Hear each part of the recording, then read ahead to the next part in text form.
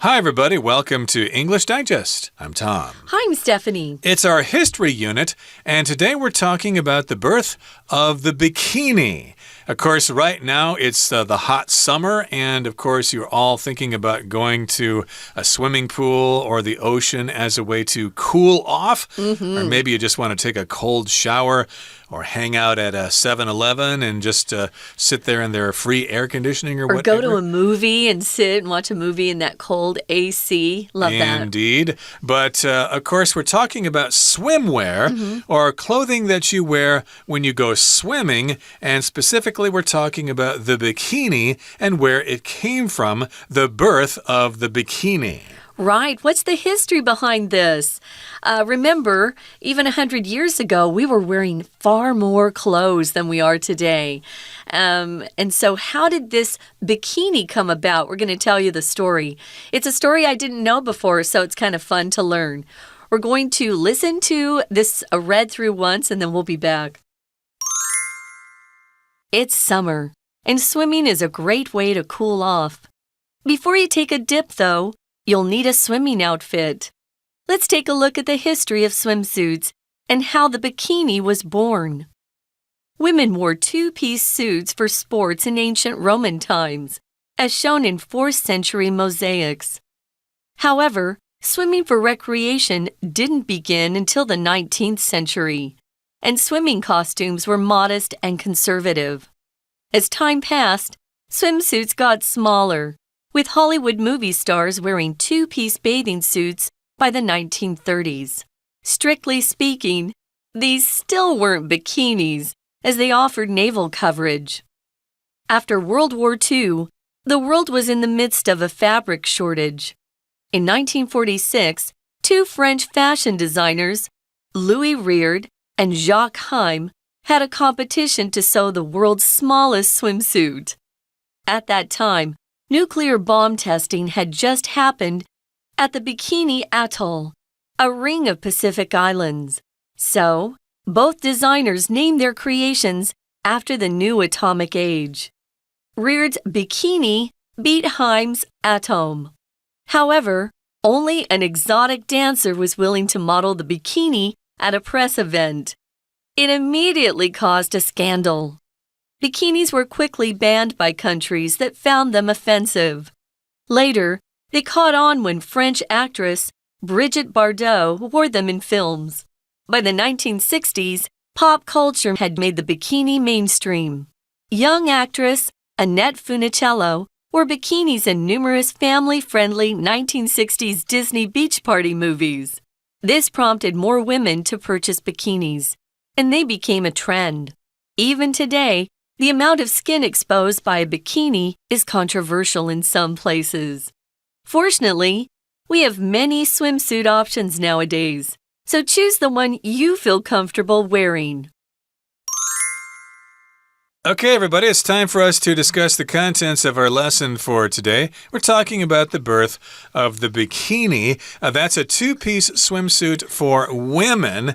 I suppose men could wear it if they wanted to. Oh, we have men who see themselves as women wearing them in the States, which is kind of crazy. Well, there's this kind of a swimsuit for men called the mankini, but that's a weird reference. You could look for that online. It's something that men can wear, but it's very rare. It's not very common. But here in Taiwan, of course, you might see ladies wearing a bikini at the beach or the swimming pool.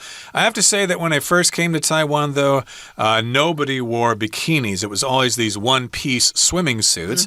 But nowadays, I don't know. I'm not much of a beach person, and I haven't been to the swimming pool in a long time, so I don't know what kind of a swimwear women are wearing these days, but I'm sure the bikini is around somewhere. I can't say that I know either. I remember my first time in Taiwan, very few people knew how to swim. Yes, this was a long time ago. And so I never saw any swimsuits, really, because people just had never taken swimming lessons. I thought that was weird because we live on an island, and it gets so hot here in the summer. That would be a good place to go cool off. The problem is, if you're outside, you're getting a suntan. Right. And the ladies like to keep their skin as light as possible. Whereas in America, of course, we want a tan because we feel like it makes us look healthier and like we have lots of free time to be out in the sun. So what is this bikini? We're going to talk about it. It's summer, as you know, it's hot. But before you take a dip, but we use that expression to take a dip in the pool or take a dip in the ocean, just when you want to go and stick your feet in for a while. You're not necessarily going to swim, but you could take a dip. You'll need a swimming outfit if you're going to stay there for long. If you go to the beach, of course, you're also going to need a towel. There's all that sand that you hate, Tom. You hate to get sand and salt water in your stuff. I don't know. A lot of people love that salt water feel. I don't particularly, but I feel like if I go to the pool, sometimes the little kids are going to the bathroom in it. So it could be dirty. It's kind of a choice that you have to make. Should you swim in the ocean or swim at the swimming pool? Of course, I'm from inland and we swam in the lake. Oh, nice. And that's nice. It's fresh water. It's not salty. And it's natural. But in any case, when you go swimming, of course, it's a good idea to wear a swimsuit or some swimwear. So we're going to talk about the history of swimsuits and how the bikini was born, where the bikini came from. And women wore two-piece suits for sports in ancient Roman times, as shown in 4th century mosaics. So a two-piece swimsuit is kind of like a bikini. It might be different, though. Bikinis tend to be a little more revealing, and two-piece swimsuits for women probably cover up more of the body than a bikini does, but I haven't really seen these mosaics that the Romans produced, and of course this is how they learned about the kinds of swimwear that Romans wore at the time. They just looked at the mosaics. That's just a drawing or a piece of work, an artwork on a wall, usually comprised of little different pieces of color put together. And so they kind of told us or showed us what the ancient Romans looked like. But it says here, swimming for recreation didn't begin until the 19th century. If you're doing something for recreation, you're doing something because it's fun. You have free time, you want to let your hair down, go do something that is not stressful. Maybe you're hanging out with your buddies and you decide to go to the beach for the day, maybe on a Saturday or Sunday. And this was something that didn't start, though, until the 19th century. That would be the 1800s. And I can guarantee you the only people who were swimming for recreation were the wealthy people who actually could afford to take off work. Right, so of course we've got these two-piece suits for sports in ancient Roman times, but swimming for recreation didn't really start until the 1800s. And even then, the swimming costumes or the swimsuits that people wore were modest and conservative. So if something's modest, it just doesn't reveal very much of your body, and most of your body is covered. I think even in the early 20th century, men, when they went swimming, would still wear a top as well. They'd wear a bottom and a top. They wouldn't show their bare upper portion of their body at all. So yeah, they were modest, and the women were modest as well. And conservative means, you're just not opening up your body for inspection by other people. So as time passed, swimsuits got smaller. And of course, thanks to Hollywood, we would see these beautiful, glamorous movie stars wearing more revealing swimwear. They started with the two-piece bathing suit in the 1930s. That was pretty revealing for the 1930s, I must say, because even then, skirts on dresses were still pretty low. So to put a swimsuit on was pretty revealing, pretty risque. And then it says, strictly speaking, these still weren't bikinis. Now, they were two-piece, but if we're really going to stay true to the definition of a bikini, which means you have to show your belly button, this wasn't technically a bikini, but it was a two-piece. And it offered navel coverage. I just called the navel the belly button. Belly button is kind of the familiar way we talk about it with kids and in your family. Oh, I see your belly button. But it is the navel. I think they use it more in a doctor's office, perhaps, or maybe in some of the textbooks as you learn about the body itself. Exactly. So strictly speaking, these were not bikinis because they offered navel coverage. So I guess the strict definition of a bikini is one that reveals the navel. And so if you cover the navel, then you're not really wearing a bikini. It's just a two-piece, yeah. Just a two-piece, indeed. Now, here in the next paragraph, it says, after World War II, the world was in the midst of a fabric shortage. Now, fabric is just cloth that is used to make clothing.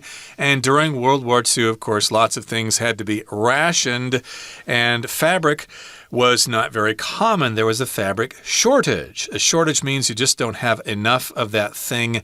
Over the last couple of years, there has been an egg shortage in Taiwan, usually during the winter because hens don't really lay a lot of eggs during the winter, and there are other causes for this as well. But yes, during World War II, there was a difficulty in finding cloth or fabric. There was a fabric shortage. Yeah, another word we'll often use to talk about fabric, especially if you're sewing something, is just material.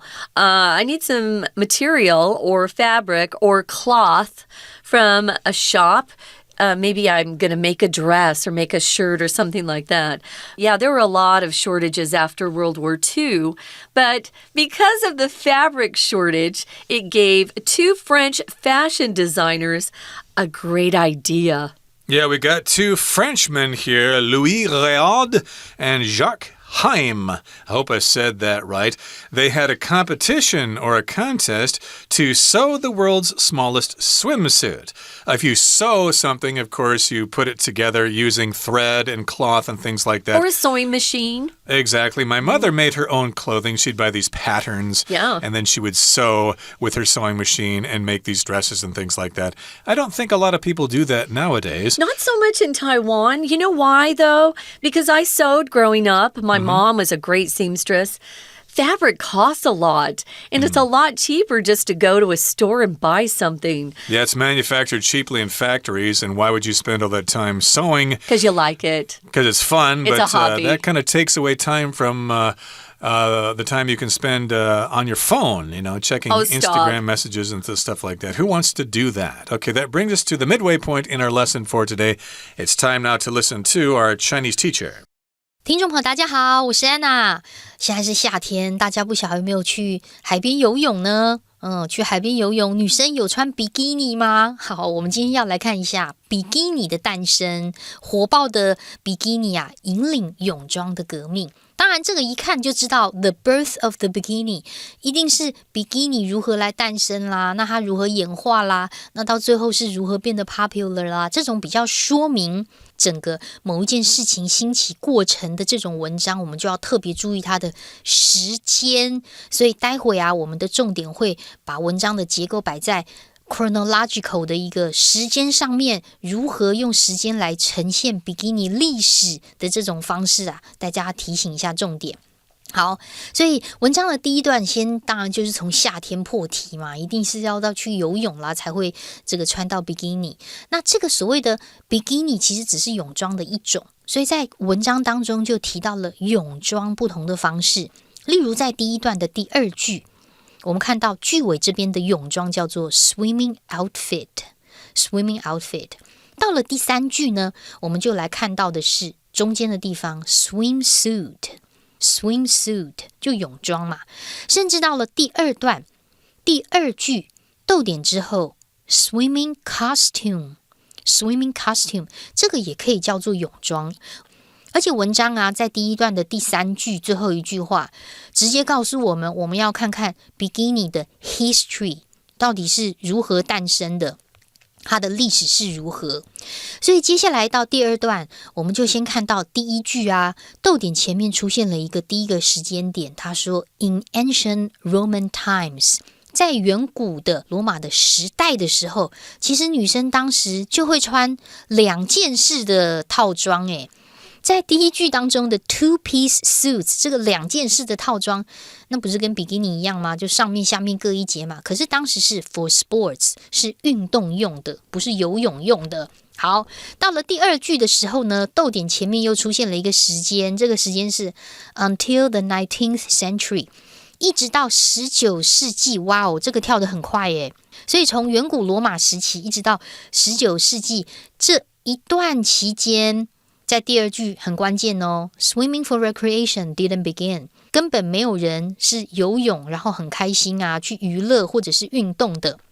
不过接下来的第三句啊，我们又看到时间点了，在句尾的地方 by the 1930s， 在1930年代啊之前的状况如何？之前状况怎样呢？其实是因为时间的推移的关系，泳装啊就变得越来越小。那后来1930年代的电影明星开始就穿这种2件式的 two-piece bathing suits。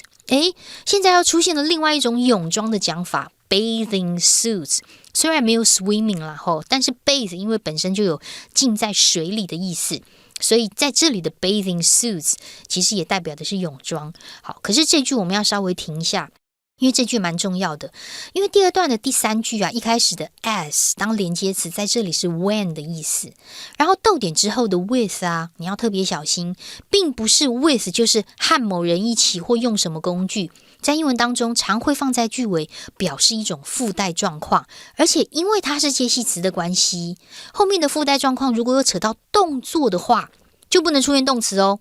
那个动作要变成 ing 或者是 PP 型。我们看这里的 with 后面的人是 Hollywood movie stars， 他们干嘛呢？他们穿着2件式的那一种泳装，所以他们的穿要用动词 ing， 不能再用动词咯，因为受到 with 介系词的影响。好，接下来我们赶快看到第三段又出现时间，第一句 After World War II， 在第2次世界大战之后就开始布料短缺啦，因为战争嘛那第2句又出现一个时间 In 1946， 在 1946 年的时候开始就有一个比赛，要缝制世界上最小的泳装的比赛。 We're going to take a quick break. Stay tuned. We'll be right back.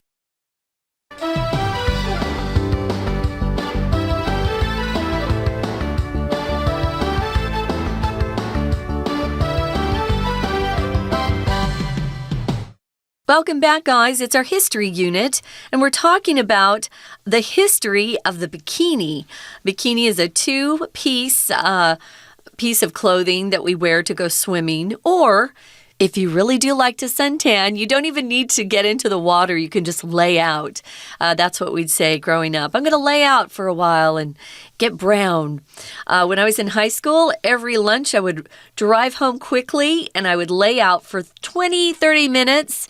And I had a great tan even in February because I was from Arizona. There's lots of sun. So when did this bikini come about? Well, we know that after World War II, there was a fabric shortage. There just wasn't very much fabric for anyone to sew.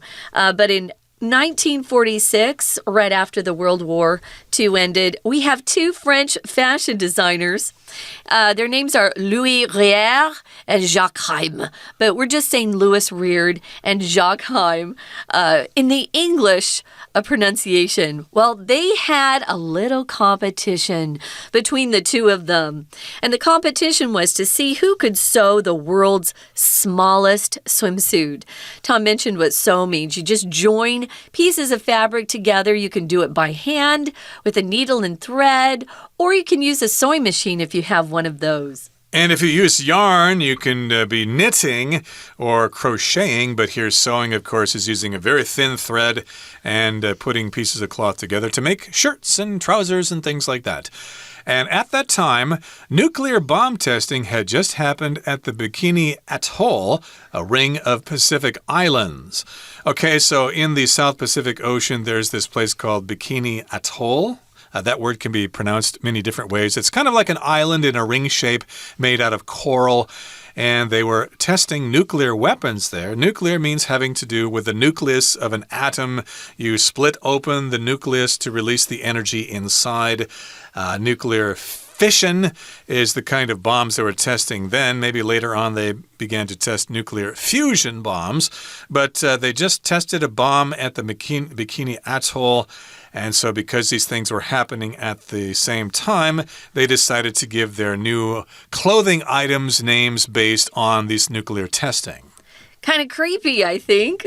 So both designers named their creations after the new atomic age. If you're talking about an age of something or era, it's just a period of time where that thing was maybe first developed or really flourished during that period of time. Here they were actually testing atomic bombs. I hope the people testing them weren't very close. That stuff is pretty awful. So atomic just refers to being driven or propelled by atomic energy, atoms being combined where they explode. So if you know a lot about atom bombs, good for you. But that's what came about. They had this atomic age, and these two French designers decided, hey, let's use that kind of as a way to give our new creations a name. There was no word bikini to begin with. This was something that came because of the atomic bombs that were being tested in this particular area. So they had to figure out some names for their new inventions. Riyadh chose the word bikini, and that was chosen over Heim's word atome. Okay, yeah, I guess that's more appropriate to call that swimwear bikini and not atome. Yeah, I'm going to the beach and wear my atome. Yeah, it's that weird. Sounds kind of weird. However, only an exotic dancer was willing to model the bikini at a press event. This was during the 1940s, so people, even in France, were quite conservative and modest at that time. Well, it's some places. There were places in Paris you could always go and see nude dancers. I'm sure, but of course, in this particular case, they needed to model the bikini at a press event. It wasn't some kind of club somewhere, so of course you'd be seen by pretty much everybody in society. You'd be in newspapers. They'd be taking your photo. Exactly. So most women were not willing to model the bikini. We had an exotic dancer who was willing to model the bikini. An exotic dancer, of course, is somebody who dances usually in the nude. Yeah, today they have places called strip joints, a strip club. Usually men only go to those places and they watch women dance with very little clothing on. They start out with some clothes and eventually end up with not much on. So she was willing to do this. I guess she had lost all sense of modesty and didn't really care. But it immediately caused a scandal. If there's a scandal, it's because there's been some event that people are horrified by. They regard it perhaps as wrong. Maybe it's legally wrong or morally wrong, and it causes a lot of outrage by the public. Everyone's talking about it. We usually have scandals here that involve bribery by public officials. You know, you give me so much money and I'll let you do this, or I'll let you build this building not up to standard. Those are scandals when people find out wrongdoing is taking place. Right, it caused a scandal. Of course, people were not ready to see that exotic dancer wearing a bikini. And therefore, bikinis were quickly banned by countries that found them offensive. If something's offensive, it offends you. It makes you feel embarrassed and you feel like something wrong has happened. You feel hurt, you're upset, you're angry. And indeed, people thought, oh, I shouldn't be forced to look at women wearing bikinis. They need to be more modest. I don't need to be looking at something like that because it's quite sinful. Lots of things can be offensive. It depends on the person, whether something's offensive or not. So if someone's offended, it just means they're upset by something they hear or see. Maybe they're angry. So you want to be careful not to offend others. But this word here is just the adjective form. Something's offensive. So later, they caught on when French actress Brigitte Bardot, who was very famous during this period of time, she was a beautiful blonde lady. She was French, but she was in a lot of Hollywood movies, and people thought she was gorgeous. Well, she started wearing them in films. So by the 1960s, pop culture had made the bikini mainstream. Pop culture includes magazines and shows and music and everything that's popular during a current period of time. So pop culture nowadays would include like superhero movies, the internet, AI. All of this stuff is pop culture, things that people do and talk about. Generally, it doesn't have to be a certain age group either. Yeah, or Korean boy bands or girl bands or whatever. That's all part of pop culture. And yes, in the 1960s, people were less conservative, so you saw more people wearing bikinis. For example, we've got young actress Annette Funicello. She wore bikinis in numerous family-friendly 1960s Disney beach party movies. So Disney has been around for quite some time, and Disney kind of has a reputation of being wholesome entertainment, and they don't do stuff like that, so it's kind of unusual that they would allow this particular person to wear a bikini in all these beach party movies that Disney produced during the 1960s. And this prompted more women to purchase bikinis. It encouraged them to do this, and they became a trend, which is something popular that happens in society at large. Yeah. Annette Funicello was a really cute girl. She was described as being the girl next door. She wasn't Brigitte Bardot, who is sexy and considered really, a sex goddess. Annette Funicello is just sweet and cute and very, very popular. So the fact that she would wear one made it okay for a lot more families to feel like it was okay. So like Tom said, it prompted or got more women to purchase bikinis. And after that, they were a trend. Even today, the amount of skin exposed by a bikini is controversial. If something's controversial, a lot of people are talking about it. Some people agree with some things about this topic, others disagree, but there's usually a lot of discussion, maybe on TV, on social media, anywhere people are discussing issues. If it's controversial, they're usually very strong opinions being expressed. Exactly. So, of course, they design these suits in different ways. Sometimes they can be quite revealing. And if they reveal too much skin, then they can be controversial. Some people won't like them. Fortunately, we have many swimsuit options nowadays. So choose the one you feel comfortable wearing. So, yeah, you can wear whatever you want to if you go to the beach or to the swimming pool. But as I said earlier, I don't think skimpy bikinis are that common here in Taiwan. It's kind of risque to be wearing such an outfit here.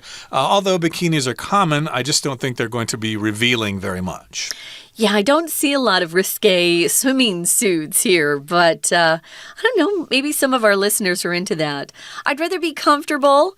I'm always afraid if someone wears those really skimpy bikinis, they'll fall off. Yeah. They're not on very tightly, so be careful, ladies. Probably not too conducive to actually swimming. No. If you want to swim, you probably should be wearing a one-piece suit. It would work much better. Well, everybody, before we say goodbye, we need to listen once again to our Chinese teacher.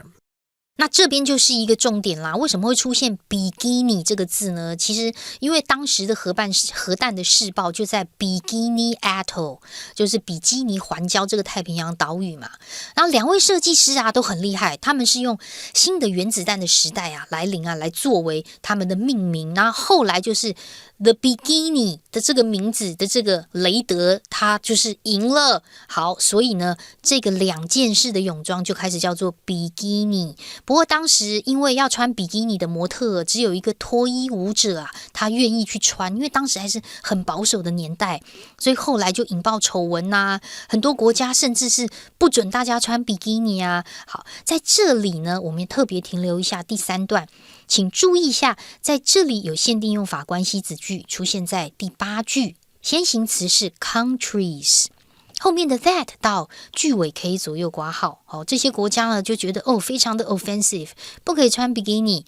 好，接着又有时间咯，第3段的第9句 later， 然后之后又发生什么事情？我们再跳到第10句 by the 1960s， 到1960年代的时候，比基尼又变成主流了耶。然后原来是因为媒体的关系，有一些演员开始就穿着比基尼，后来就开始流行起来了。当然到最后一定会提到现在的状况嘛。所以最后一段我们看到的是 even today， 第一句即使是在现在，其实某一些地方还是保守，所以会比较是 controversial， 具有争议的。甚至是最后一句，我们还看到 nowadays， 有没有逗点前面的 nowadays？ 我们现在有很多的选择，所以你可以选择一个你觉得穿起来很舒服的一种泳装来穿。好，那到了夏天呢，希望大家或许有勇气也可以试试看比基尼，不过我觉得连身的泳装也是不错啦。以上是我们今天的内容，我是安娜，我们下次见。Well, that brings us to the end of our lesson for today. Thank you for joining us and have fun at the beach if you decide to go. And hey, have even more fun when all the boys look at you wearing that sexy bikini that you just bought from a French boutique on your last trip to Paris. From all of us here at English Digest, my name is Tom. I'm Stephanie. Goodbye. Bye.